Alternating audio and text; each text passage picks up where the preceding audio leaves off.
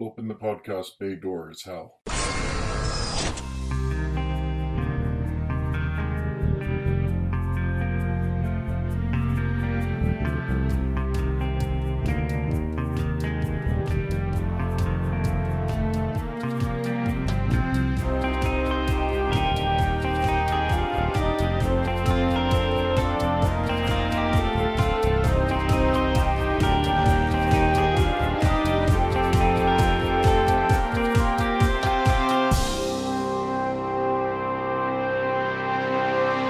Hello everyone, and welcome to episode 159 of Welcome to Geektown. I'm your host, Kurt Onstead. It's another long episode, so we'll skip the big intro. In addition to the end of the Secret Invasion deep dive, we're also at the end of the month, so it's time to shout out my patrons, which are Mike Sterling, Justin Bailey, Lily Breen, Jesse Clark, Ricky Garvin, Rob Garrison, Aaron Woodward, Aaron Borst, Carla Hoffman, Lyndon Onstead, Julio Herrera, and Matthew Saint. Thank you once again for your continued support. And if you want to join in with helping the show out, it's just $1 per month, and that gets you this monthly shout-out, as well as audio outtakes. That's bloopers for the scripted shows, and uncut audio for conversations like these deep dives, and full scripts of every written show. As I just mentioned, Dag and I are discussing the final episode of Secret Invasion.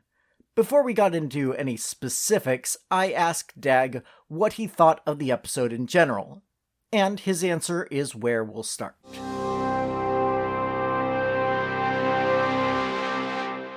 Highs and lows brought with some confusion, both about the future of the MCU, given some rather drastic cliffhanging things here. Yes. And then, pondering production, maybe incongruities. Yeah, there are definite questions for what is going to come up and how this is going to affect it. But I bet that a lot of this will be discussed in the Marvels. I sure hope so. It would be terrible if they decided to just casually gloss over what happened here, not just in the Marvels, but also in Thunderbolts. True. It follows on Ross as president. So he's the successor to Ritson. So depending on when that movie takes place in the timeline, we may have Rhodes. Don't you understand? The previous president was attacked and killed by Skrulls. Da da da da da da. Right. This is why we need a whole Hulk. Thunderbolts. I mean, he wasn't killed by Skrulls unless that happens in a... Well, that's where I'm hypothesizing is due to the end of this episode and some of the really insane things that were happening in that little montage, it definitely leads into the reason the Thunderbolts are needed. Yeah, that is a definite possibility. Especially as warmongery as Ross is. This will be the second time Harrison Ford gets to play the president. Since Air Force One. Yes. So we have Captain America Brave New World before we get Thunderbolts. Mm-hmm. So there's a lot of stuff happening on Earth in movies that are coming up. The Marvels, Captain America Brave New World, and Thunderbolts.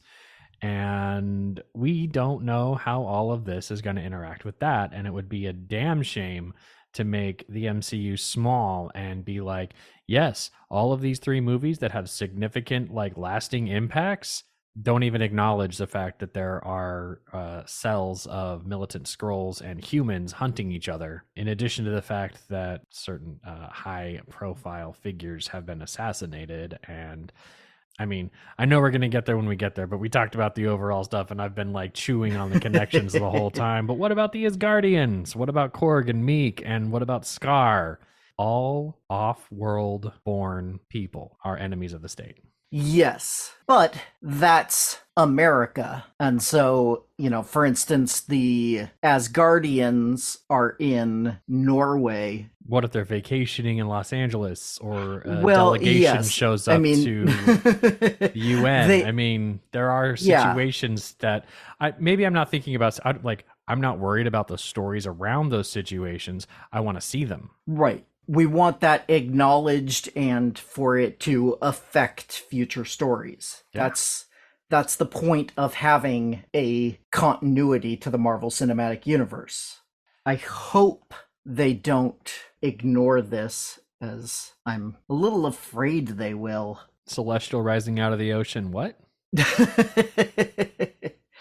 That's the only part that is becoming a little too concerning. It's like the MCU has gotten too big for its own good. And back when it was just the big three in the Avenger movies, Mm-hmm. that continuity was tighter. Yeah. But now they have multiple productions simultaneously, and the brand is thinning out. And even though you hear things like, well, we're going to be reducing the number of productions we do with these, a lot of people are like, no. And I'm over here like, that's okay. That's way fewer strings that have to be tied together between them.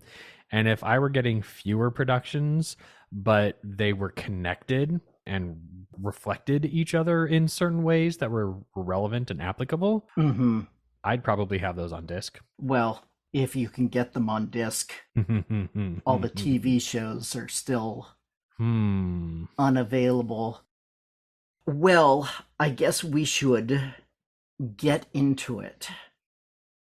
This was another short episode. Yeah, I was counting, I counted it up, and even when you include credits, previously ons, all of the titles and everything, it was less than 5.5 hours of content. Yeah, I read somewhere that the first 2 episodes are 101 minutes, and the last 4 episodes are like 120 minutes. Yeah, it's a little odd. Once again, it's a pacing issue. And I think this episode especially really could have used more time. Yeah, there are things I would have liked to have seen. There are ideas that I think would have done really well if they had come to fruition overall the whole series. Mm-hmm. But it's what starting to like lead me into that sort of meta search. Like the first 2 hours were great, and the last 4 hours felt really rushed. Were there production issues? Did somebody decide that they wanted to put their fist in the way and like called for a massive amount of reshoots, and that's why some of the post-production stuff doesn't feel so final or complete? Yeah, I'm right there with you on that. But again, I think the MCU TV shows as a whole have kind of had this issue for almost all of them. Sticking the landing and giving you a satisfying ending while still having threads open for future projects to latch onto. It's a difficult task, and they've done it maybe once with Loki. Some of these threads are they're not just like threads that are sort of like waving about in the wind. No, they're giant cables. These are grappling hooks that are reaching out for other franchises and going, do something with me. Yeah. But we'll talk about all those at the end. I hope so. Well, we will. Whether or not the MCU will is a whole different story. But let's start at the beginning of this episode, this final episode titled Home, where, speaking of homes, we see Vara at her home, although she appears to be getting ready to leave when Fury calls her for the first time in years. Their whole conversation feels like a conversation between two people who were spies and never actually say what they mean to say the entire time. They just spoke in code, basically. And I think what Fury was saying was basically goodbye. Yeah, I agree with that assessment. But I'm pretty sure Fury didn't expect to come back from this. At least this person that we're seeing on screen who's making the phone call. I have to assume that this phone call is Fury. I have my reasons for thinking otherwise at that time, but we'll get there when we get there. Okay. But yeah, it's still a touching moment, and as far as sentiment goes, I would like it to be Fury making the call. Yeah. That's another problem I have with the episode is Fury has some emotional things to say, and then we learn that it's not Fury saying them. And so it takes away a lot of the power of that monologue that he gives, or that they give. Yes, it does. But again, we'll get there. In the meantime, we have a car driving up to New Skrullos, and I like how the guards there give a few warning shots before they completely annihilate the car. Yeah, just like every other gate rush we've seen in similar contexts in film, the guards are no mercy. Yeah, the car drives up very slowly and stops. I assume it's on some sort of remote control operation because it is empty when the Skrulls come up to look inside. And then those guard Skrulls get quickly taken out by Fury. Yep. And then we get the opening credits for our final time here and cut back to Rhodey trying to convince Ritson to take action. Feeling very out of character for James Rhodes to be pushing so hard for this in the last second, but at this point, this character doesn't need to pull any punches here. Right. He needs to push while everything is unsteady and weird. Yeah, it's fine for Rhodey to act somewhat out of character because the audience knows now, and so there's no reason for the writers to try to cover it up. And then B, it's such an extreme situation anyways that it's okay for characters to act somewhat out of character. Yeah, I suppose. I thought Rhodey was going to get chewed out for suggesting the Admiral had taken stupid pills. Which really leads me to believe that Rhodey, at least this Rhodes, the future of this person who has possessed Rhodes, is in a civilian role. Because as Colonel, he would not have gotten away with insulting an Admiral. It just wouldn't have happened. Okay, so you're saying if he were in an official military position, he would not be able to talk to an admiral that way. Right. He would have gotten an immediate dress down, and some kind of disciplinary action would have followed. Even if the admiral isn't in his chain of command, you are a colonel. You don't step up to the brass in any of the branches. Yeah. It makes sense. His position in the White House seems to be one of advisor, but not necessarily. He doesn't seem to be like the Secretary of Defense or Right. the Chief of the Armed Forces or anything along those lines. So, yeah, he would probably be in a civilian position, even though he still gets called Colonel, just out of deference to his former rank. Yeah. And something I noticed here in this scene, and I had to look up when the production of this took place, is that the Russian tanks are taking position on the borders of Finland and Ukraine. To see if that was actual footage. Well, not to see if it was actual footage, but to find out if the Ukrainian invasion had taken place already when this was being written and filmed and such. When it was written, definitely hadn't, unless you're talking about the Crimean annexation from 2014. But the current Ukrainian invasion, the current Ukrainian war, had not started when they were writing this, but the invasion had occurred by the time they finished reshoots. So I wonder if they thought about doing anything and acknowledging that, because by the time they finished this, it was April of this year. Yeah. And so that was only a couple of months after the initial invasion. And people were still kind of hopeful that this would end reasonably soon.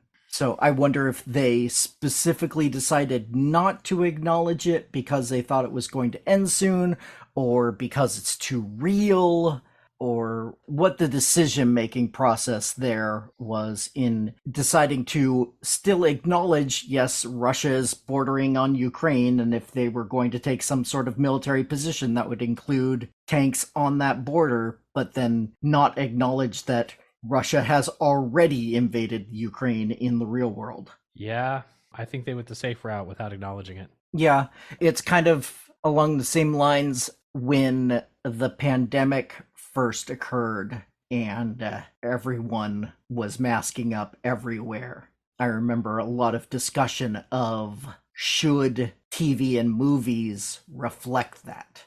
If you have a scene in a grocery store, should everybody in the grocery store be masked up? Or do you want to ignore that because it's only going to be a temporary moment in time that that's taking place? I definitely think that, television, first and foremost, is an escape. And if television starts reflecting reality too much, ratings drop. So they definitely made the right choice. I don't watch a whole lot of television, but I do remember movies, making it very important that like between takes, people are masking up and watching the behind the scenes on Star Trek and Mission Impossible and certain things like that. Certain newsworthy items where people are like, you're not going to postpone this production just because you want to break the rules and get in the way, so to speak. So, yeah. Yeah. Interesting choices all the way around. Difficult as well. Yeah. But it appears the great majority, including this production, decided not to acknowledge the change in the status quo. Indeed. So, moving on from that scene, we have Fury, again in quotes, coughing his way into New Skrullos. Succumbing to the radiation that is surrounding the area. Which seems a little extreme. I have theories. Okay. Do you want to share those theories now, or is there something... There's a reveal that has to happen before I can share them. Okay. But what we do really get to see here is Fury, in quotes, seeing all of the dead Skrulls and really galvanizing the emotions here. There were a few here and there, but it wasn't like... It didn't look to me like all 500 that were in this base had been eliminated. Because if Fury even asks in a little bit, where is everyone? And Gravik says hiding out or hidden away or something to that effect. Yeah, but I mean, it's still enough to see a kitchen full I assumed of... that was just the aftermath of that fight that we saw last episode between Beto and those others and Gravik.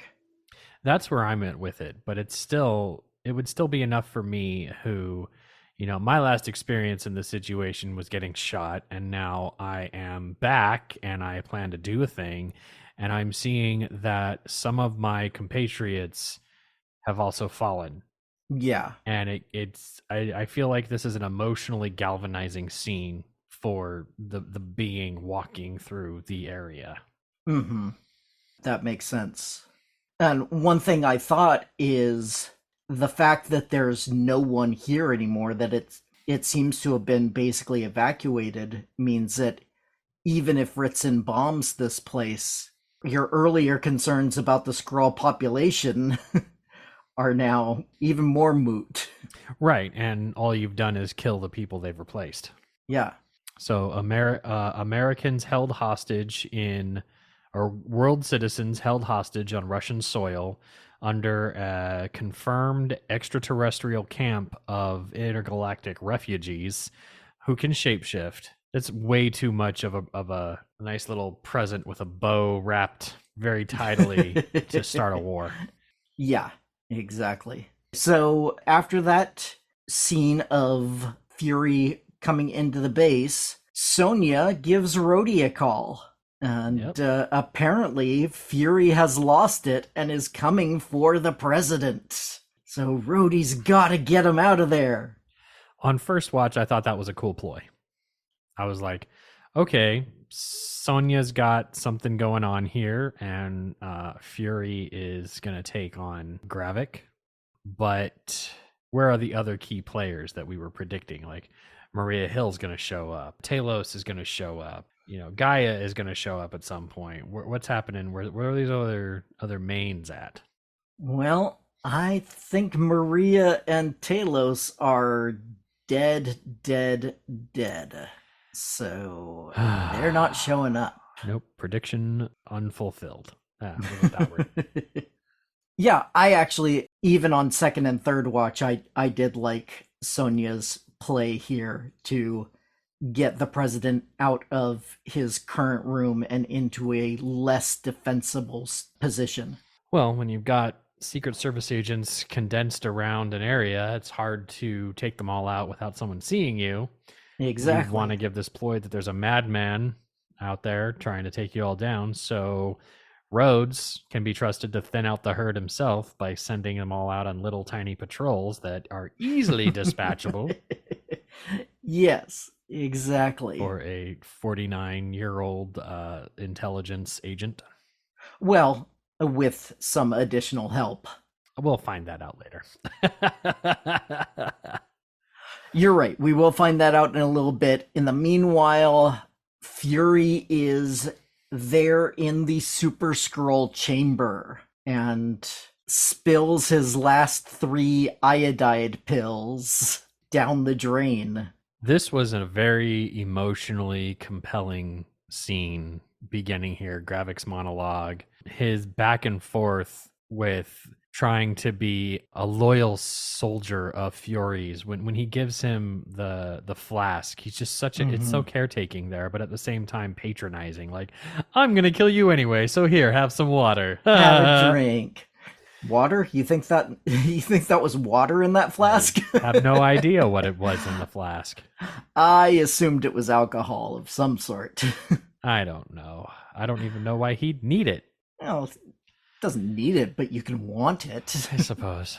I just assume that Extremis, like the super soldier serum, burns through alcohol faster than, or metabolizes alcohol too fast. Yeah, that would make sense.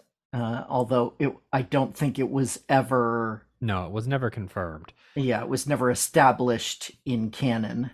It's one of those things, and I might slightly go off on a tangent there, but it's one of those things where you see like super rapid healing displayed, but nobody thinks about, what about the speed of metabolism that would be required to create matter from the surrounding tissue that fast.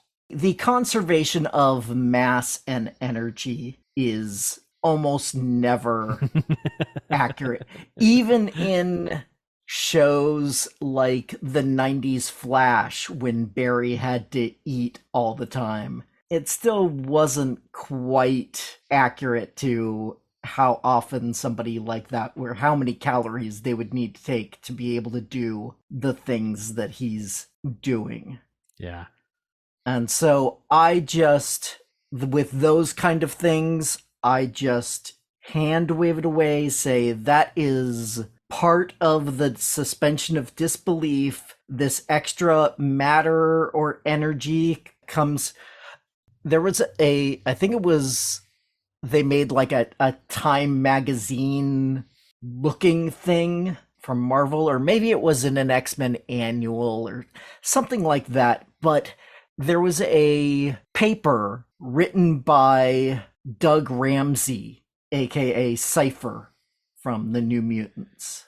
It was basically like his thesis statement kind of thing, because the X-Men, it is a school. He was at school and he was discussing mutant powers, and he had this whole big discussion about how all of these powers somehow access another dimension and pull energy and or matter from that other dimension, which is how the conservation of mass and energy can seem to be broken, but isn't truly broken if you look at it from a multi-planal point of view. That just opens the can of worms further. Are you telling me my skin is connected to some kind of teleportation? And not just like matter transfer from one place to another, but matter energy conversion from one place to another. Well, basically it was you take the energy and or matter from another place, and then what your powers do is then change it into whatever form your powers work in. Whether that's making beams of force radiate from your eyes or quickly regrowing your flesh and bones. Wolverine is just really, really lucky that the flesh knew to just latch on to the existing skeleton and not create a whole new one when Nitro blew his lid in Civil War. Oh, yeah. The skin's like, hey, there's bones here. Let's just use these instead of like the monstrosity that would have been like Logan with a adamantium skull and this adamantium skeleton getting dragged behind a flesh body. Yeah, that was a fun comic book to look at, but raised so many more questions than it answered. Are you telling me the worst thing Wolverine is thinking about is his eyelids growing back? That's the worst thing? I mean, dry eyes are nothing to sneeze at. Anyways, yeah, this moving scene on. Is the weight of Gravik's emotions here is the actor is fantastic. Oh, absolutely. And once again, it's a case of the villain being right, emotionally speaking, basically saying, you took a kid and made him a killer, and every time I killed somebody at your orders, that took another piece of my soul away from me. And it's like, yeah, Fury messed you up good. You have every right to be angry at him, but you're taking it too far. You have gone beyond reasonable desires for justice or vengeance or what have you. And so, sorry, Killmonger, we agree with what you're saying, but not what you're saying you're going to do about it. I was just going to say, I think Gravik and Killmonger would have been great buds. I'm just watching this scene where Gravik is getting more and more just escalated and aggressive, and he finally takes Fury's heads in his hands, and he's just shaking him. Look at me! And it is a compelling piece of acting, and I have to wonder, was any of that improvised? Did the actor go to Samuel L. Jackson beforehand and be like, I'm going to let loose? And Sammy's like, do it. Do what you got to do. Remember, I'm 80. It's an incredibly emotionally captivating moment. Secret Invasion has a lot of those. Yeah. Followed up with all these loose ends that are like, oh man.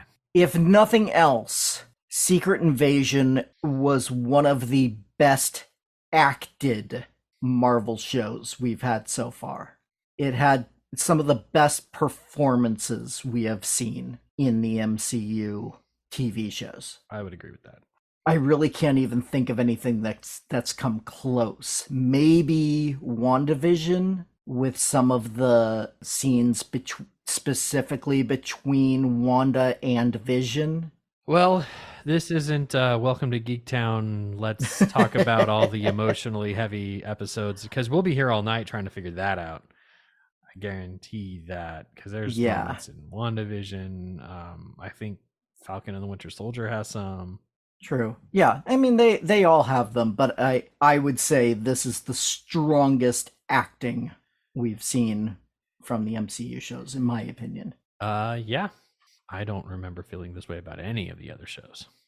Fury's response here is also very moving and very emotional, where he admits, yeah, I failed you. I completely failed you. I couldn't find you a home, and because it's too hard to change people's hearts and minds, I decided this was the best option. Again, we're dancing around the reveal, but we should deal with it and talk about it now, because Gaia, as Fury, says that the last thing they felt before the snap was relief, that they didn't have to fight anymore. Yeah. That was the first moment where up until this point, I was like, okay, Fury has some sort of infinity formula or something in him that is actually keeping the radiation from affecting him, and he's just pretending with all of the coughing and shaking and all that stuff. That was my theory up to that point. When they said that, I said, okay, either this isn't Fury or someone didn't watch Infinity War. Because Fury was angry. He almost got the first MCU F-bomb out. And he really deserved it too. Well, of course. Yeah, we said that way back in episode 1. So somebody who looks at himself and realizes what's happening and goes, that person is not relieved.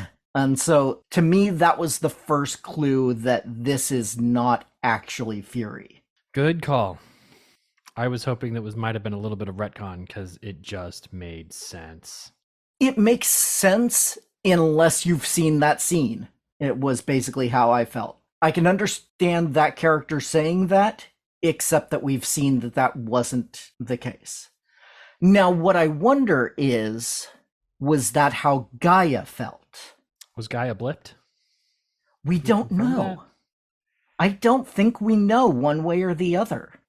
And I think that would help bring back some of the emotion to the scene, is if a lot of this is how Gaia feels, rather than how Fury feels.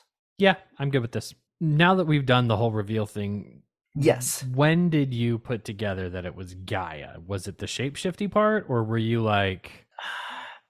I didn't 100% know it was Gaia until she shifted into her standard human shape. Did you catch on any earlier than that? I mean, I suspected it at the caught punch. Okay, right, yeah. When Gravik throws that punch and it gets caught, and I'm immediately like, it's Talos. No, it's not Talos. No. It's Gaia. and yeah, then, you know, that whole fight happened. Although that part was very brief before we did get the actual Gaia full reveal. Yeah, it was. He catches the punch, throws him, and then Gaia reveal. Yeah.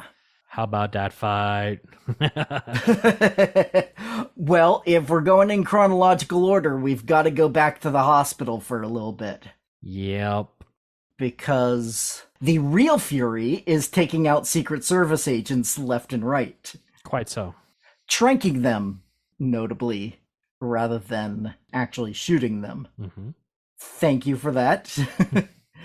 Don't want to kill random Secret Service agents just doing their jobs, trying to protect the president. We do get that cut back and forth because they're leading up to the crescendo of that reveal. So we've got the siege at the hospital. We've got Fury handing the harvest to Gravik.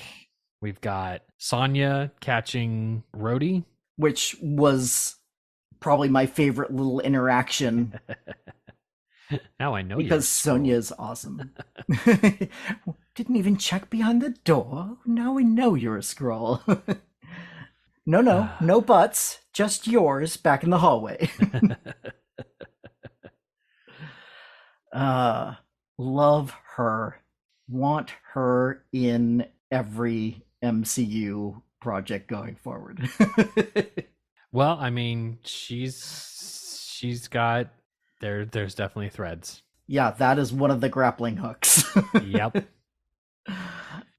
Fury hands off the harvest. Gravik walks out of frame. The elevator opens. Rhodes is moving the president. It all does kind of happen very, very quickly. But one of the things that Gravik does is he takes the harvest over to a computer. Yes. Now, I think another thing that happens before that is the classified handoff of the firing order. Yes, the Marine Corps soldier there gets the orders.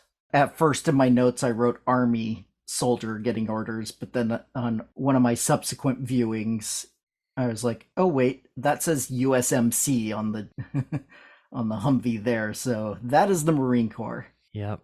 But then Gravik does an analysis on the harvest, And there's even way more than what the regular labels are even turning out in that sequence there, because you can see the sequences themselves scrolling by in the Yep. margin.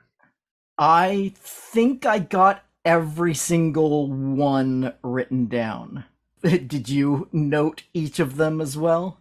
I did, but I didn't catch one that on my current screen grabbing is now I have 22. Yes, I have 22 as well. Excellent. Ghost, Captain America, Corvus Glaive, Thanos, Proxima Midnight, Outrider, which I had to look up. Oh yeah, the aliens that came with them in Infinity War. Yes. Yeah. I had to look that back. I didn't look it up, but I had to think about it. I was like, who's Outrider? And Rider. then, Yeah, I was like, yeah. did that say Ghost Rider? He's no, that would be too much of a callback and too much to explain. Yeah. So yeah, the Outriders, Captain Marvel, Abomination, Mantis, Cull Obsidian, Drax, Korg, Ebony Maw, Frostbeast, Hulk, Chitauri, Thor, Black Panther, Valkyrie, Gamora, Flora Colossus, and Winter Soldier. Which is really interesting that everybody gets called out by name, except for the things that are just general species like Outrider, Chitauri, but Groot doesn't get a name. Let's call him Flora Colossus. That's true. He is an individual. Yeah, there are other aliens who are individually named. I mean, yeah, they just the names were great, and Flora Colossus. That's a nice like callback to Guardians 1, where he was called out as that in the display there. But which is actually a callback to his first appearance in the Marvel Comics, which is pre Marvel Universe, back when they were doing the monster books. Before Marvel became Marvel, they were doing a lot of not quite horror books, but just monster titles, where, monster books and anthologies. They were very much the B movies kind of stories with like giant ants or giant trees and, and big alien monsters, and just a scientist and his girl Friday who were somehow able to send them back to their home planet. And Groot was one of those, and then got brought back when the Marvel Universe started proper. And right as we see Fury looking at Gravik processing the harvest, we flash back to the hospital where Sonya gets the drop on Rhodey. Yes. And Fury shows up. I liked how the president insisted on having a gun a little bit earlier. And so explained why he had the gun to train on Fury when that scene played out. I need Broken Arm Agent to come back. I wrote that in my notes. I named him Broken Arm Agent. Broken Arm Agent. But flashback to New Skrullos, where Gravik activates the machine. I immediately was like, why are you doing that with Fury in there with you? It makes no sense to me. My headcanon is that this machine only works on Skrulls. Skrulls have the ability to change to begin with, and so this technology is able to change their DNA to activate powers rather than just change their shape. That's fair. Good answer. I'm down with this. But that did turn out to be a mistake on his part, because Fury was a Skrull. So it was idiotic, but not because Fury was in there, but because Fury was in there. Exactly. Which I really appreciated, because I was like, man, if they make Fury all powerful here, how are they going to explain that in the Marvels? Oh, that would be a nightmare, yes. And I tried my best to keep track of what powers we actually saw during the fight. Oh, yes. We definitely got Groot and Abomination and Korg on Gravik in this first little salvo. And then Gaia also did some Korg, and we definitely saw Extremis, Ghost, which was a fun one. Yeah, it was.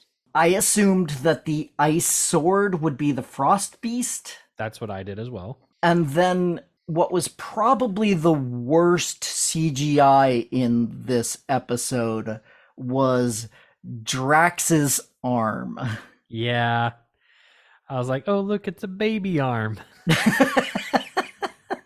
I mean, on my third watch through, I'm like, maybe they had to mocap it off of Amelia, so it's her size. Right. Yeah, but it still just looks... Yeah. I think the problem is that the bicep looked like actual Drax size, and then when you got down to the wrist and the fist, it was Amelia Clark sized. Yeah. And it was all pop-eyed out and just did not look right. I think Gaia got a Hulk swing on him, launching him into the silo. Yeah, I would agree with that. And then he later did a Hulk kick. You actually saw his legs go big and green briefly right after he did the Ebony Maw rock throwing. Why would you not be Ebony Maw all the time with telekinesis?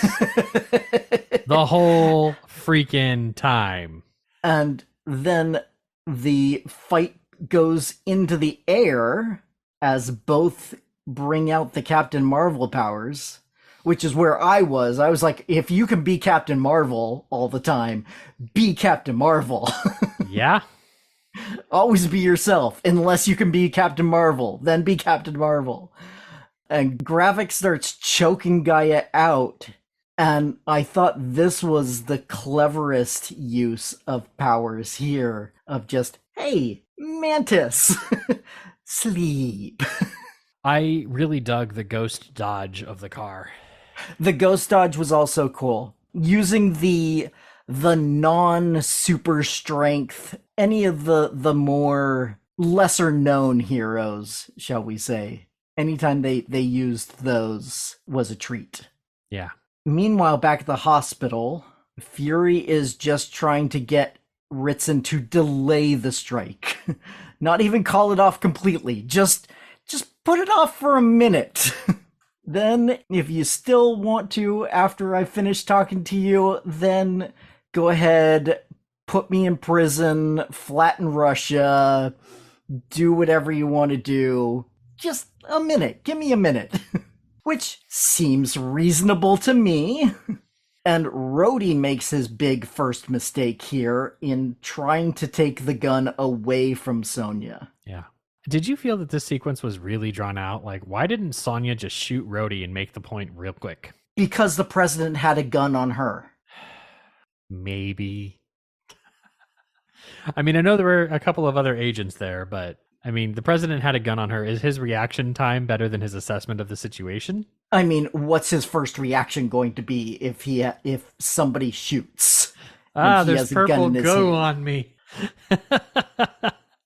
I would think that your first reaction would just be an automatic, like, squeezing of the trigger. You may not even be aiming at that point, but you just, like, even in shock, your fist would clench, and unless he had good trigger discipline, would just automatically shoot one off. It must have been a fun reuse of assets for this fight to be able to do, like, Skrull stuff, Groot stuff, Drax stuff. Just, all these digital assets we've spent a decade collecting. Let's use some more of them.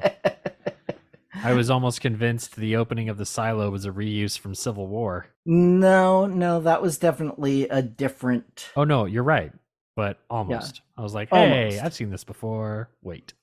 Maybe use some of the same textures and such, but a different configuration at the very least. But eventually, Gaia's Captain Marvel wins out when she blasts Gravik's torso. Much like Tony Stark did to Savin in Iron Man 3, and that that bypassed Extremis. I would assume that if you don't have a heart that can pump blood, that will prevent distribution of what's necessary to keep the Extremis active. Specifically for Extremis. Wolverine hasn't had a heart a lot of times.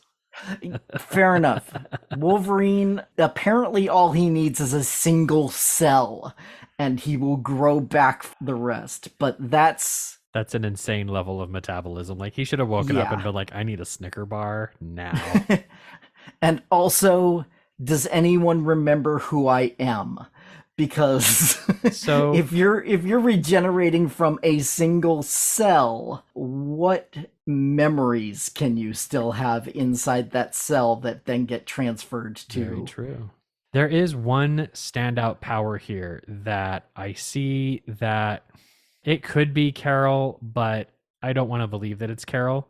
There's a super speed moment at about 22:10 where Gaia is running towards Gravik and has like auras of limbs moving outside of where she's punching and kicking. And I'm like, did we get Quicksilver's DNA in here? Potentially. I mean, we have Abominations, and he was nowhere near the Battle for Earth, so... We probably got his at Harlem. Yeah, so it makes sense that you would also have Quicksilver's from Sokovia. Yeah. I didn't notice that particular scene. I did notice her moving fast at some point, but I assumed that was just Captain Marvel, because Captain Marvel can move really fast. If she can fly from one planet to another on her own, she can move pretty fast when she needs to. Absolutely. I just want, a 23rd power in there. 23, nice round number. Prime number. It is a prime number. Back in the hall. Back in the hall, Fury kills Rhodey after Rhodey tries to take the gun from Sonya, as I mentioned earlier. Rhodey becomes Frody, becomes Fro-Yodi. He is Skrull, and Ritson sees that and says, "Oh shit, give me a phone." And he calls off the strike.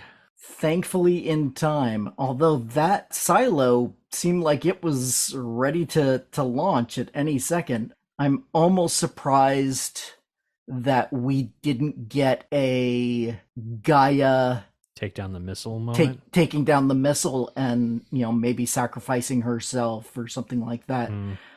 I'm surprised Gaia survived this with her powers intact. Oh boy. That is a very big door you've opened. Grappling hook. Yeah. Is Gaia going to be entangled to Captain Marvel? Is she going to show up in the Marvels? What's going on here? Can anybody just get like Tesseract imbued super duper powers now just because we have a little bit of Captain Marvel? What is going on? All you need is Captain Marvel's DNA, apparently. Not and okay. That is enough to give you the Space Stone's powers.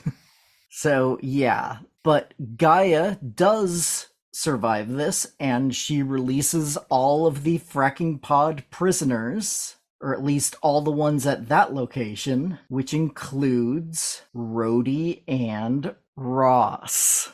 So I was right. Agent Ross does survive. He was taken in, and Skrull Ross was not the only Ross we've had. Yep. Nice scene. Now, Ross asks a very good question of Rhodey. How long have you been here? How long have you been here? And we don't get an answer. We don't get an answer. Aaron said a number in his letter, which we'll get to after we're done with the regular episode. Mm-hmm. And after I read that, I watched it again and was like, did they say that? Or where did that number come from? But no, there's no number given. Although he is in hospital scrubs. Yes. I am presuming that he's in hospital scrubs because he was undergoing some treatment for his legs. Yep. And I am going to die on the hill that it was after Endgame. That is my sincere hope. As we said when we first learned Rhodey was a Skrull, the scene near the end of Endgame where everyone has their goodbyes to Tony, I don't want that corrupted with the Rhodey that was there was not actually Rhodey. that I think is a bridge too far.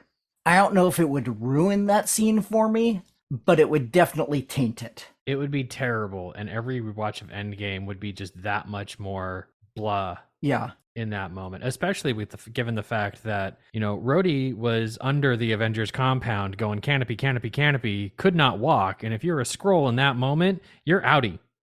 That's this. I'm leaving. Yeah. Leave Endgame alone. Agreed. Don't seek the engagement, the critical engagement online of people hating on the retcon. Just let it go. Yeah. I would agree with your assessment that Rhodey was just post or just pre some sort of operation to take care of his legs, and that was when he was taken and put in the fracking pod. So It's probably been a couple of years, but not much longer than that. Yeah. The biggest, glaringest, most insane plot hole there would be to say that Rhodey has been a Skrull since before Infinity War, and then have Rhodey literally go to the garden to slay Thanos and then say, nope, no planets for us. Scrody has been here and no planets for us. It's fine. We're gonna nuke Earth. It's cool. Yeah. Now, after Gaia releases all the prisoners, we go to Ritson giving a, shall we say, Trumpian speech here? Definitely a declaration. This is a let's blame all the immigrants, aliens, for all the bad. He specifically declares all off-world born species are enemy combatants. Right. So which would include all of the Guardians except for Peter. Who's half alien, so... Who is half alien. There. But he was not born off-world. I really, really hope that's like capitalized in this declaration that he just gave Congress. Because it's like, I am alien, but I was born here, so... Just how many of the species on the planet are like, hey, like 50% of the planet's actually an off-world born alien. The Eternals over there, they you want to declare war on them? Good luck. Good luck with that. You got some dude who's sitting in the center of the sun right now who's just waiting to come back, because I don't think that Eternal died in the freaking sun. It's just a sun, you nitwit. And he had to be traveling so fast to get there. Oh my gosh. But yeah, the Asgardians, Skrulls, Scar, as I was trying to point out later, is Korg and Meek. Yeah. There's a lot of people who were born off world and are now protectors of Earth. In a way, yeah. Really don't want to declare war on them. Right. Are we going to give the Asgardians a pass because they showed up at the Battle of Earth to defend Earth from Thanos? And if that's the case, the Skrulls could say, "Oh yeah, we were totally there." I was an Asgardian at the time. I'm the one who told Cap on your left. It's just sheesh. Thanks, Sam.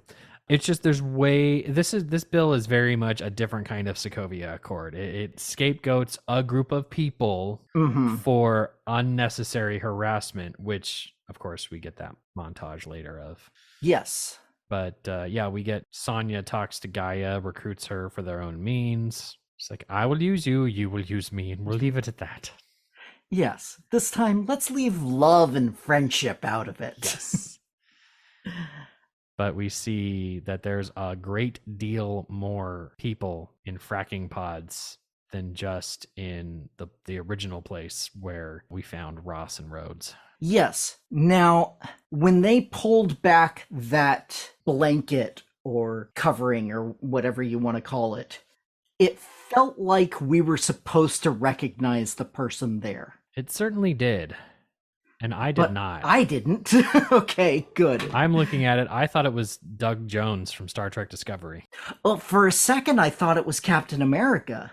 I would hate that so much. Oh, no, that would be the worst. That would be the absolute worst. But he had that kind of blonde Yeah, and the hair. cheekbones. Yeah. So Yeah, it's not him though. no, it's not. But that was my first thought. And the scene has that kind of import to it. It does. Has that dun dun dun of the reveal. And it's like, okay, who is that? Why is that how they got so good? Please explain. And then we get this montage of assassins shooting up the newscaster. I'm not even going to call them assassins. They are militants. Assassins to me gives the connotation of professionalism. No, it's true. These are random hicks who have been told, aliens come to my planet, take them out. But even then, they're not just operating in the US. You've got them shooting, the newscaster for sure, who was operating out of the US for FXX News. And then, FXN. Oh, sorry, thanks. But then FXX is actually a channel. But then you have somebody shooting the British Prime Minister. Right. On presumably English soil. Yeah, I assumed that was, it looked like it was actually in front of 10 Downing Street, or it's supposed to be. And then we get what appears to be a situation in the Middle East where we get to see that one woman who rejected Gravik's leadership just slaying these other militants who very much remind me of the Libyans from Back to the Future.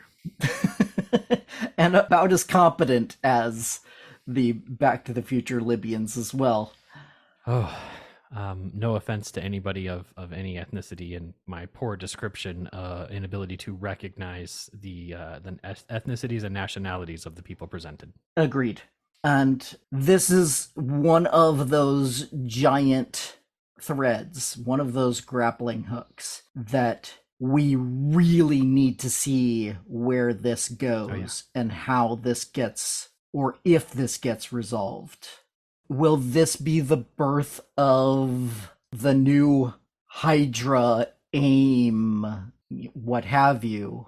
Is this the reason why we need the Thunderbolts? Because we don't have the Avengers. Well, Fontaine has been putting together the Thunderbolts since way before this. That's Val. Yeah. Valerie Desfontaine. Yeah.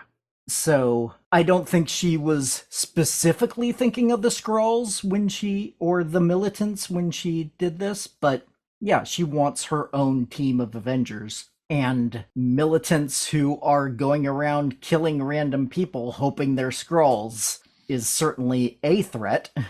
I have a feeling this one won't be covered in Marvels. Yeah. Marvels feels like it is the space stuff for the most part. The only connecting thread is Fury. And speaking of Fury, he calls Ritson up and tears him a new one. And Ritson doesn't capitulate. No, Ritson is not moving an inch. He says there's only one way this ends, and the old Fury would have known that. If you care about the Skrulls, get them off my planet. Mm-hmm. And so I could see this thread continuing on in Marvels, potentially, and especially the next bit that we get here after Vara arrives. Mm-hmm. Yeah, this was a cool moment. Mm-hmm. Again, this is one of the scenes that's so well acted. Just so much emotion there and so well done. Vara abandons Priscilla, basically, and says, now that everybody knows we're here, I'm going to go by my birth name. Makes it very easy for another actress to assume the role in Marvels if an appearance is made at all. If needed. I don't see any reason why this actress couldn't show up herself. Moments like, I can't imagine stuff happening in the Marvels and Vara not reaching out and being like, is Gaia okay? Where is she if their powers are entangled? Well, yeah, the trailers we've seen show only the three of them. And let's face it, there's no real room for a fourth unknown movie character to appear that forces people to have to watch this series. It's just not going to happen. Yeah. And then for another thing is she's off with Sonya. Assuming that she's not entangled with them, I'm assuming Fury doesn't have any way of calling her up and being like, I need your help. She didn't want to be Fury's bitch anymore, basically. She's happy using Sonya and being used by Sonya. Mm-hmm. And she'll probably be doing things for Sonya, and that's fine. And she's a Skrull, so no real connection need be made. And yeah, but the big news in this last scene here is that the Kree are open to peace talks with the Skrulls. Which, if reports of what the Marvels is about, makes sense, because the rumor is that Carol has decimated the Kree. That makes a lot of sense. They're no longer in a position of power, and so they have to sue for peace. Yeah. I am also thinking, backtracking my comments earlier about how they're not going to force people to watch a show from a movie because Ms. Marvel is in it and she's from a show. So they're perfectly within their rights to make plenty of references to Skrulls on Earth. Although Miss Marvel, they are now going to air on ABC before the movie comes out. Well, that's cool. Generate some extra dollars and interest there. And fill in a schedule that the writer's strike is emptying out. Reruns. All of those episodes that we thought no one wanted to watch and we removed them from streaming, we actually need again because we have nothing else to do or show. Yeah. I appreciate the mutual sigh of disdain. Yes. Just pay them already. I know, right? So Vara goes up with Nick. Roll Tide. For a little bit. She'll help get him started, but she has work to do down here. Well, that just opens the door for a Vara Gaia Sonya show. Secret invasion. Well, my guess is this is where Armor Wars is going to go. We can't have Rhodes show up in the future without knowing. Without knowing what the fallout from here. It's really, really hard. Rhodes is integral now. He's the last Avenger, really, on Earth. The Hulk's doing his own thing. Yeah, Sam is still an Avenger, but he's trying to fill the Captain America slot, so kind of difficult when you don't have a team that needs to be assembled. Yeah. I want to open the floor to another discussion, but I want to make sure that you're exhausted on the topic at hand there. Well, I just want to note the final bit where Vara takes on her true form and tells Fury, I love you as I am. And we see that Fury loves her as she is as well. And he says, only as you are. Yeah. Very good.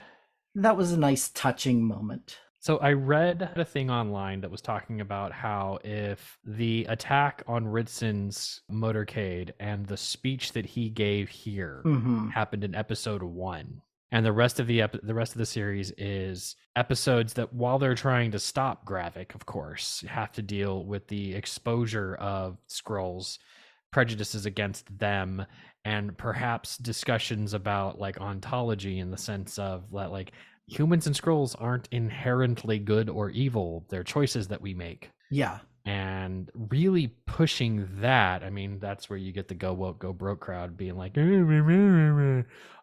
those are the people who choose to be evil, so it's not my fault.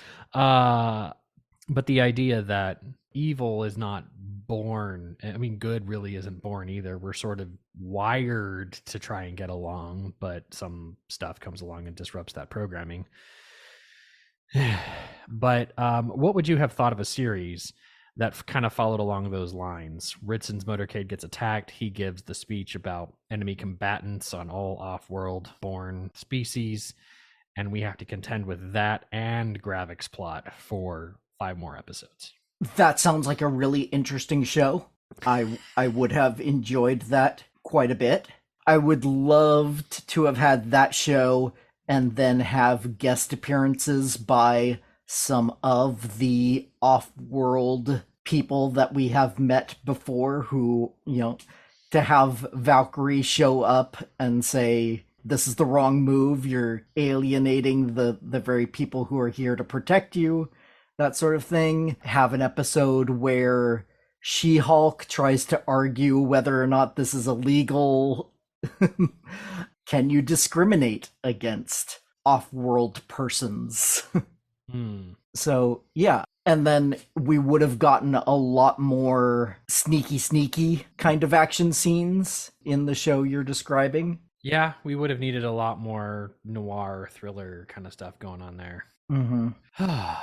Well, that's the road not taken. We got what we got. We got some seriously top tier acting. We got some subpar writing. And I'm just gonna say that I got a mixed bag conclusion. That's me. Yeah, I would agree with that. And now we have our most powerful person in the MCU. By a long shot. Yeah. I mean, it's not even close. The next most powerful person is one of the 22 people who she has the powers of. Plus Extremis. Carol doesn't even have that. Right, yeah, like if you can hurt Carol, you can kill Carol. If you can hurt Gaia, you have to hurt her precisely the right way. So, yeah, she is ridiculously overpowered. And how she is not the Deus Ex Machina of any future Marvel project. We'll find out. I mean, maybe.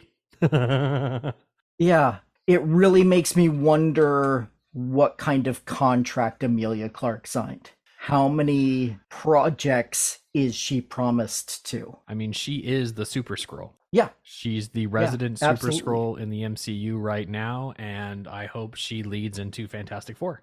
Do you want her to be a villain against the Fantastic Four? I'm not sure if I want her to be a villain, perhaps an antagonist. Okay. Reasonable. I was seriously hoping that she was going to pull a Lucius Fox and go back into the machine and undo what she did before destroying the machine, and that would have tied that up for me. Yeah, I would have been happy with that as well, with her saying this is too much power for one person to have, even though it could help my people, but it also makes us that much more of a target. And so it would make her completely, if there was a human clamoring to be a new leader of humans and was exuding all of these crazy, awesome, fearsome powers, I would not be inclined to follow that person, and it would be a divisive factor for uniting people behind that. Yeah, good point. And I would think that the way that Gaia had spoken out about her path in this show, she wasn't for Gravik, she wasn't for Talos, she had her own sort of thing going. I would have thought that she would have been wise enough or just compelled to have taken those powers to defeat the enemy and then get rid of it so no one else can have it. And then that would be that. Now, what they could do, it's a little bit of a retcon, but she could have done so and we just didn't see it on screen. And she is using the threat of having all these abilities in order to get a better bargaining position. Fair. But based on what we've actually seen in the show, she still has all of those powers. That is the assumption we're supposed to take. The whole problem of why didn't X call the Avengers for help is just massively compounded when you have a character this powerful. Yeah, why call all of the Avengers when you just need all of them in one? Yeah, when you can get all in one. So, why don't I read Aaron's letter? Let's go. And we can discuss what he had to say about this ending and what it means going forward. He writes, so when we get to the Marvels, there are some fairly big changes to ignore. Uh-huh. 1. How does Saber, which is chock full of Skrulls, relate to Sword, which is chock full of xenophobes? Number 2. Does Hayward's successor report to the US president, who has publicly vowed genocide against the Skrulls? Number 3. Is anyone concerned about getting blasted out of the sky when Fury touches ground to visit Kamala's family? Oh boy, yeah. Definitely going to be the kinds of things that we want to ignore. And Aaron says we'll probably get the answer to that first one, as Sword is the missing piece of backstory tying Monica and Carol together, and because Nick doesn't have much reason to be there if they don't.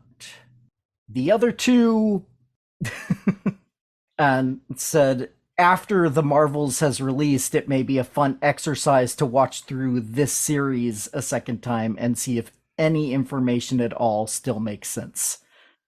And then finally, he points out the biggest plot hole in this episode, which I'm not going to read verbatim, but I'm just going to sum up.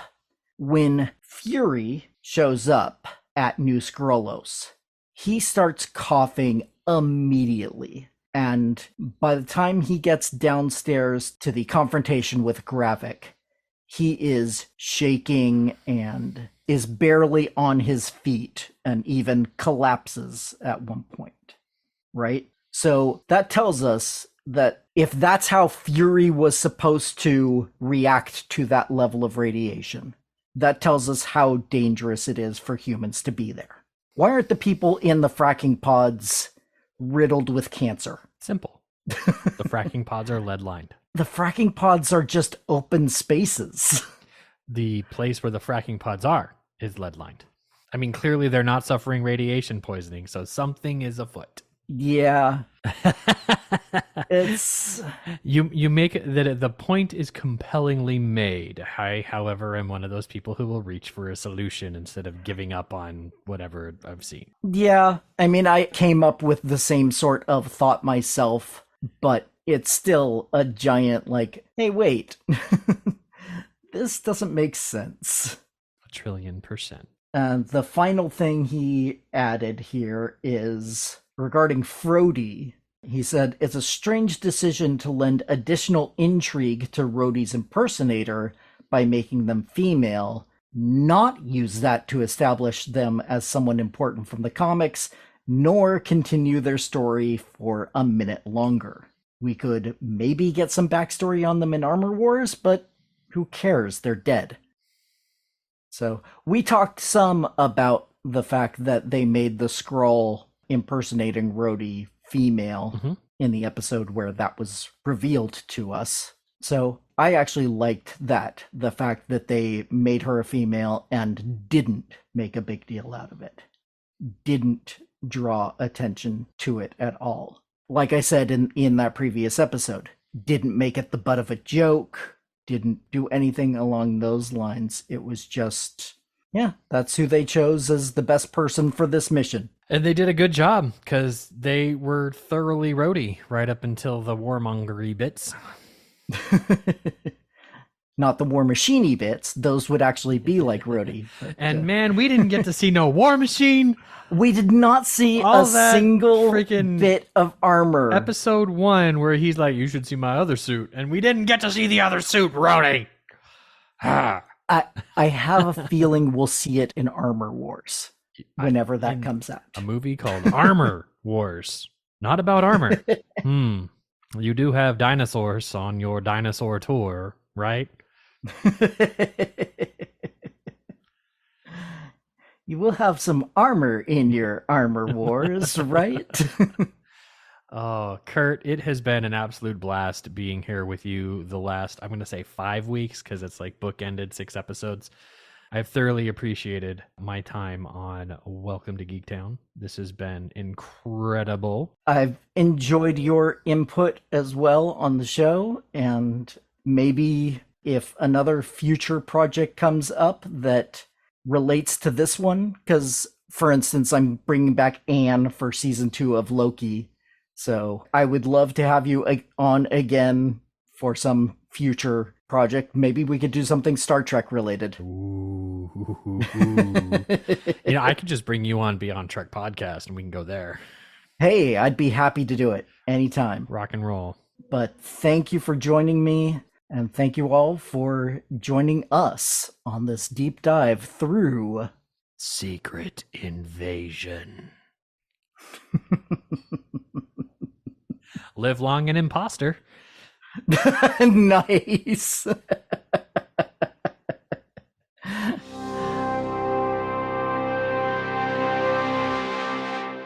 Thank you once again to Dag.